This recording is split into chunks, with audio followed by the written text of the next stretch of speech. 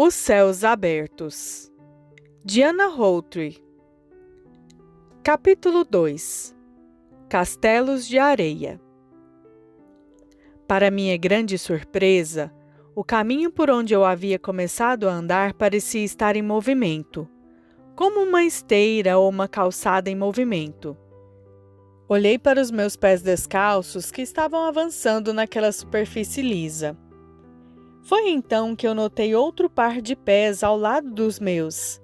Eu não estava viajando sozinha. Olhei então para o rosto de um enorme anjo. "Olá", disse ele formalmente. "Olá", eu respondi. Ele tinha cerca de 7 metros de altura, com cabelos loiros que pareciam ter luzes nele. Talvez a luz estivesse dentro dele e brilhasse por sua cabeça, e então por seu cabelo. Eu não saberia dizer. Seu rosto era grave, com uma atitude de autoridade. Ele vestia uma longa túnica branca e com mangas largas. Tinha fortes asas brancas. "Quem é você?", eu continuei. "Eu sou um mensageiro", o anjo respondeu. Eu podia sentir o poder que emanava dele. "Que tipo de mensagens você entrega?" "Promessas. Eu ajudo a entregar as fiéis promessas de Deus à humanidade." "Isso é um grande trabalho", eu brinquei. Eu estava esperando que ele ficasse menos formal. Muito. Ele balançou a cabeça com firmeza. Ele continuou formal. Então eu pensei que os anjos não eram parecidos. Este espírito era muito sério, como um embaixador. De repente, me lembrei que ele sabia o que eu estava pensando. "Você tem entregado promessas sobre a terra?", eu perguntei em voz alta. "Sim", disse ele fazendo uma pausa para ponderar suas palavras. "Suas." "Minhas?", eu exclamei. "Suas", reiterou. "Quando você veio para o reino, o Senhor lhe disse que você veria o céu, não foi?" "Sim", eu respondi vagamente, olhando para a paisagem que passava. Eu estava vasculhando minha memória. Isso foi há anos. Quando eu vim para o Senhor, 20 anos antes, era uma época de milagres. Naquela época, Ele me fez várias promessas relacionadas com a minha vida na terra. Apesar de eu não manter essas promessas à frente dos meus pensamentos, eu percebi que Ele estava cumprindo a maioria delas diariamente.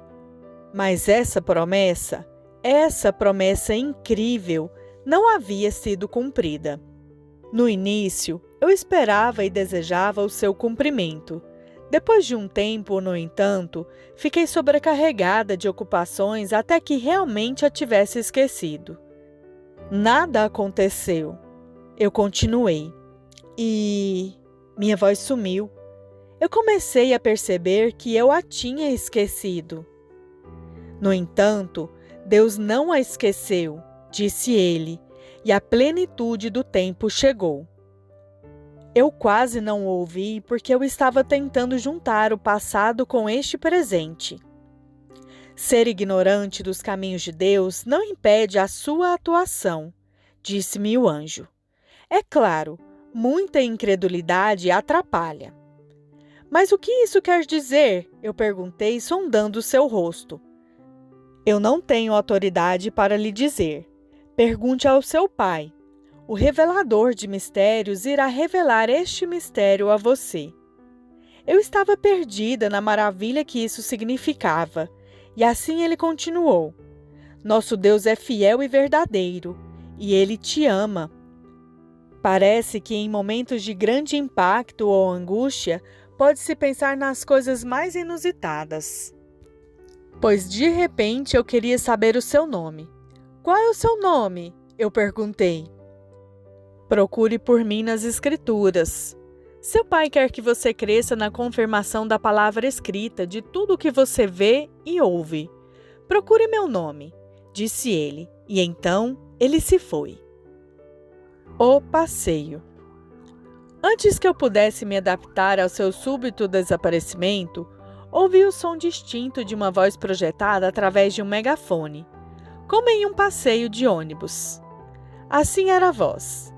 Montes agradáveis, relva macia, águas tranquilas. Virei-me para ver um anjo alado habilmente acenando para pessoas mais à frente de mim no caminho esteira, que se movia como se fosse uma espécie de cobrador em um carrossel. Ele também tinha um roupão branco, mas na sua cabeça havia um chapéu azul onde estava bordado, guia turístico. Em torno de sua cintura havia um cinto de prata, do qual pendia um trocador de moedas de prata. No entanto, nunca ouvi cobrar de alguém o preço do passeio. Sua voz era tão alta quanto a de um camelô em uma feira. Ele estava apontando áreas de interesse no paraíso. Todo o fluxo flui a partir de baixo do trono. Tudo procede da mesma fonte, disse ele, passando por um grupo de pessoas. Vamos parar por aqui para que vocês possam desfrutar desta área.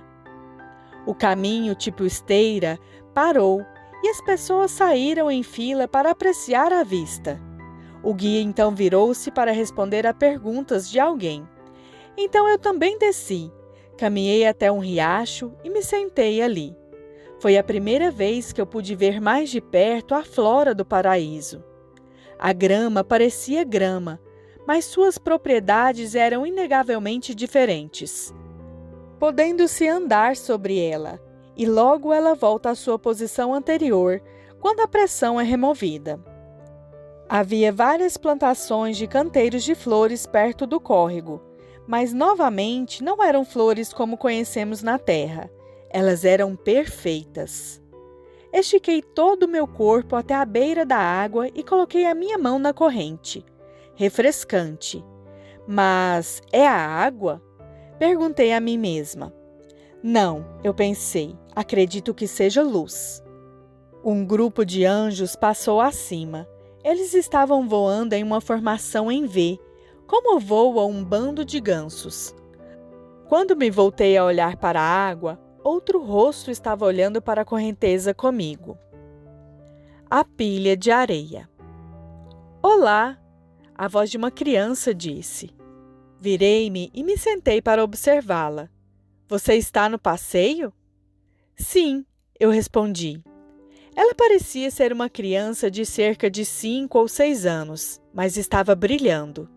Ela não tinha asas, e seus olhos pareciam mais maduros do que os anos exibidos em sua pequena estatura.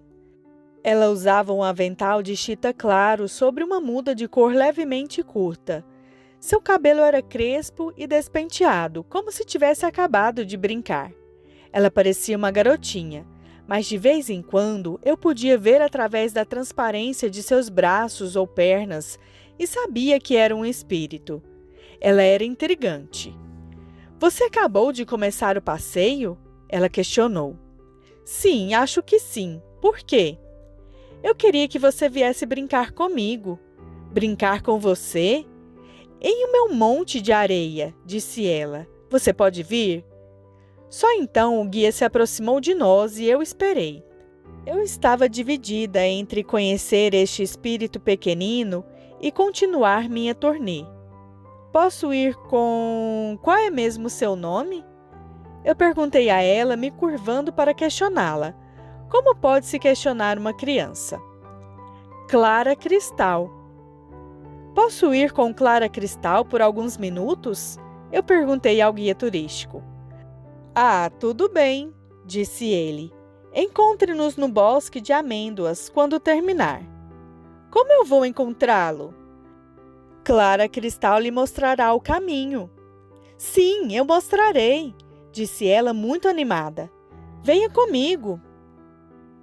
A lição. De repente, estávamos em uma linha daquela vasta costa, mas não havia mar. Parecia que a praia ainda estava lá, mas não o oceano. Na areia estavam todos os baldes vermelhos da criança e as pás azuis. Você sempre quis construir um castelo de areia, não é? Ela perguntou. Eu ri. Bem, na verdade não, Clara Cristal. Sim, você quis. Ela continuou: pense sobre isso. Você queria construir na terra e tudo aquilo é areia. Quando a maré vem, ela vai embora. Até mesmo as ferramentas para a construção duram por mais tempo do que um castelo de areia, pois as ferramentas são de Deus. Mas se você usá-las para construir sobre a areia, em vez de construir na eternidade, o que você tem? Um desperdício de tempo. Ela me disse encolhendo os ombros. Você queria um castelo de areia. É bobagem, na verdade, não é? Acho que sim, eu disse calmamente. Eu não queria admitir, mas ela estava certa. Eu queria uma casa, queria segurança financeira e queria realizar algo. Para Deus, é claro. Mas eu tinha uma visão de túnel para a vida na terra. Eu tinha cristianizado o evangelho do mundo e comprei um com uma embalagem bem particular. Foi uma coisa amarga de se ouvir, que o foco da minha vida tinha sido carnal e sem valor para Deus, e que eu não tinha acabado com isso. Você quer brincar? Continuou ela alegremente. Eu me sentia um pouco mal e pensei em mudar de assunto. Por que uma área tão grande de areia? Perguntei. Muitos querem construir sobre a areia, por isso nós os deixamos construir. Isso os tira de seus sistemas. Talvez, se você construir sobre a areia agora, você sinta: eu já fiz isso. Parece uma coisa boba de se fazer, disse eu friamente. Bem, sim, parece. No entanto, a construção sobre a terra é a mesma coisa. Brinquedos tolos que estão esquecidos aqui. Os brinquedos que nem sequer juntam poeira em um sótão, mas se desintegram e são totalmente esquecidos aqui. Um desperdício do tempo precioso de Deus, disse-me ela muito despreocupadamente. Tive o gosto de uma moeda de cobre na minha boca. Está tudo bem se eu não brincar hoje? Perguntei. Ah, tudo bem, disse ela. Você quer se juntar ao passeio? Eu não sei, disse atordoada. Me sentia como se tivesse sido atropelada por um caminhão. Eu gosto do seu nome, Clara Cristal. É a sua cara, eu disse acidamente. Talvez um pouco de descanso, disse ela como se não tivesse ouvido a minha observação. Agora, lembre-se de voltar a nos ver. Nós te amamos aqui, mantenha contato. Ela levantou as pequenas mãos e eu levantei as minhas para retribuir. Luz veio das mãos dela para as minhas mãos, uma luz que me empurrou suavemente para trás. Eu deitei no ar como alguém que está deitando em uma maca ao ser rodado pelos corredores de um hospital. Meus braços estavam sobre o meu peito e eu flutuava para baixo como um paciente que retorna de uma cirurgia.